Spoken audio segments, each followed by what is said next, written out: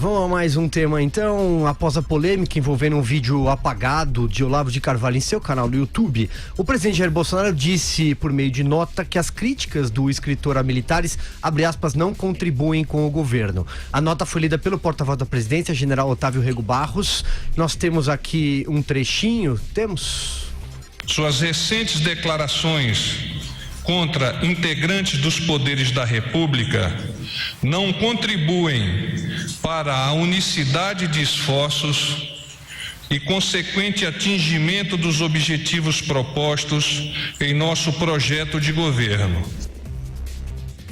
Pois bem, nem preciso dizer que uma das peças-chaves aí dessa polêmica é o filho do presidente, o vereador Carlos Bolsonaro. Não vou me estender aqui porque são muitos tweets, muitas mensagens. Vou deixar que vocês comentem. Vai daí, Andreasa. Primeiro você, vai.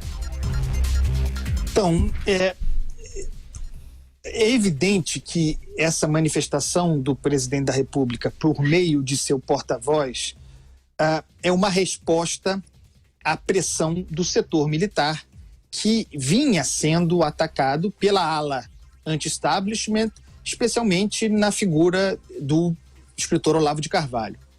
No entanto, para mim está muito claro que o presidente dá uma resposta por meio do seu porta-voz, uma resposta que, embora seja um fato importante, não é uma resposta dura, não é um rompimento, e para mim, portanto, se trata de uma sinalização de que nada vai mudar, de que quem manda continuará mandando, e quem manda é a ala ideológica, a ala anti-establishment, e que quem influencia continuará influenciando, e quem influencia, sobretudo, o presidente é esta ala, que é a ala dos filhos, que é a ala do Carlos Bolsonaro, muito mais influente sobre o presidente da República do que os militares. Isso está dado. Então, não se pode criar grande expectativa de que se tenha inaugurado com essa nota uma nova fase do governo, porque o governo Jair Bolsonaro depende, eu insisto nessa tese, de crises forjadas como essa.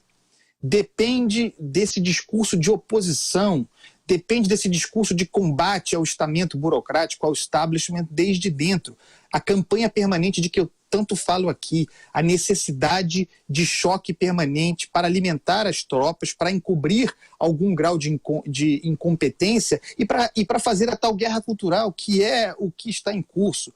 São duas coisas. Uma coisa é um projeto de governo, que, portanto, é um projeto de Estado, de futuro para o Brasil. Isso não há. Ou se há, não é tão importante, está concentrado na figura de Paulo Guedes, nas reformas liberais, que, dando certo, financiariam o projeto que existe, que é o projeto de poder, o projeto de permanência no poder do bolsonarismo, a ser financiado pelo sucesso do pacote econômico do Paulo Guedes, esse sim, em campanha permanente, girando a sua artilharia contra os inimigos do tal sistema, do tal establishment. Então já foi o judiciário, já foi o parlamento, voltarão a ser, agora circunstancialmente, o setor militar dentro do governo, na figura do general Mourão, que, convenhamos, tem um discurso próprio que incomoda, qualquer presidente se incomodaria, nenhum presidente da República eleito democraticamente gosta de vice que faz sombra. Não é uma exclusividade do Bolsonaro. Como ali, porém, há uma tendência à teoria da conspiração, o Mourão é visto como um inimigo golpista que quer derrubar o governo, facilitando, porque ele tem uma agenda própria mesmo, facilitando que nesse momento a artilharia se volte aos militares, mas depois de amanhã será o Congresso novamente, depois o Judiciário e depois a imprensa, quando não tudo ao mesmo tempo. É o modus operandi, não é uma exceção, veio para ficar, será assim até o final. Vamos ouvir a Vera Magalhães. É um modus operandi, concordo com o Andreasa, mas eu acho que isso não tem vida muito longa quando cotejado com a realidade. Eu falei um pouco disso aqui ontem, e aí eu fui conversar, fui me debruçar sobre as principais controvérsias entre olavetes e militares, e na prática, embora os olavetes façam mais barulho, os militares prevaleceram até aqui nas decisões práticas. O Vélez Rodrigues dançou e o Olavo de Carvalho tentou se livrar dessa carga antes que ela fosse jogada ao mar, dizendo que o filho não era dele, mas era. A transferência da embaixada para Israel ainda não se cumpriu, não se concretizou e subiu no telhado talvez para ficar. E a intervenção militar na Venezuela defendida, por exemplo, pelo Ernesto Araújo, ou pelo menos aventada e combatida firmemente pelos militares, esta foi até aqui também evitada. Então, o pragmatismo em governos tende a falar mais alto do que as maluquices ideológicas. Isso no PT foi assim. E agora, por mais que a ala ideológica faça esse barulho e por mais que o filho do presidente insista em ficar contrariando o que disse o porta-voz e falando e assolando e atiçando o clima, eu acho que isso vai cansando até mesmo a tropa mais aguerrida do bolsonarismo. As pessoas não querem ver briga, picuinha interna entre eles, autoimpostas, as pessoas se autoimolando e queimando uns aos outros. Elas querem ver o governo no qual elas votaram ter êxito, até para que elas possam ir para a mesa do bar com o seu amigo e falar, tá vendo? Eu votei no cara e o cara tá fazendo as coisas. Não que o amigo vai falar, puta, você votou nesse cara e olha aí o filho dele o que tá aprontando no governo. Que é isso que os eleitores do Bolsonaro estão tendo de encarar. Estão tendo de enfrentar. Então eu acho que a realidade, ela aos poucos vai se impondo diante desse mar de maluquice e baboseira ideológica e um monte de quimera que se fica ali levantando nas redes sociais. Isso tem uma hora para acontecer, a hora da campanha, é aquela hora em que todo mundo está querendo polemizar nas redes sociais, na hora do vamos ver, de pôr o bife na mesa, de pôr as crianças na escola, de ir ao teatro ou ao cinema. As pessoas querem que o governo mostre a sua eficiência. E nesse aspecto, os militares têm um ponto. Esse pessoal foi pro Haiti, esse pessoal combateu, sabe? Foi para Angola. É um pessoal que tem comando, que sabe de hierarquia, que foi mais importante, atenção, isso é importante, esse pessoal foi muito mais importante para a caminhada do Jair Bolsonaro do que qualquer livro do Olavo de Carvalho em cima da mesa. Foi esse pessoal que pegou alguém que era um pária no exército, que tinha saído como capitão meio proscrito e trouxe de volta como alguém capaz de liderar o país.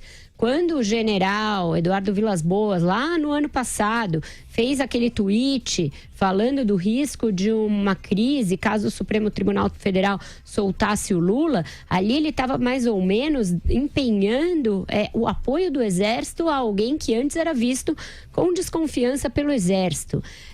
E os cargos que esses generais ocupam no governo foram dados pelo Bolsonaro. Então era bom o filho dele começar a entender um pouco de política, ele que é um mandatário, tem um mandato de vereador há tantos anos, e parar de picuinha e de infantilidade nas redes sociais. Alexandre, vamos lá, ainda sobre o tema. Olha, eu tenho realmente minhas dúvidas quantos dos 200 milhões de brasileiros acordaram hoje pensando na briga do Carlos com o Olavo, né? Eu acho que os brasileiros estão preocupados com 13 milhões de desempregados, estão preocupados com os 60 mil homicídios por ano, com o que vai acontecer com a reforma da Previdência, que tem impacto direto na vida e na economia das pessoas, se vai ter greve de caminhoneiro, se não vai, que é uma coisa que também impacta diretamente, se vai ter aula em escola, se vai faltar remédio em hospital, enfim. Então, eu espero que Carlos e Olavo... Os dois eu conheço pessoalmente e espero que se entendam, se deem bem. Sou um leitor do Olavo de Carvalho, conheço bem a obra dele, espero que ele e o Carlos juntos se consigam aparar as arestas com a ala militar, que o governo se entenda, para que a gente possa voltar e estar sempre discutindo o que a gente faz aqui, os principais temas que concernem a população. Então, essa briga, prosperando, não prosperando, não vai mudar, não vai impactar a vida das pessoas. Eu acho que é por isso que até é um assunto que até encanta e aquece mais as redes sociais do que propriamente o dia a dia dos brasileiros. Então, vamos tocar o barco e vamos ficar em cima do que realmente interessa para o país, que a gente tem muito problema para resolver. André, você tem um último recado daí, né? Não, é o seguinte, porque finalmente o relator, o deputado Marcelo Freitas, começa a falar e a apresentar o seu relatório modificado naqueles 4 textos. Então a coisa andou e depois disso se inicia a votação. Vamos ver se a coisa vai, Silvio.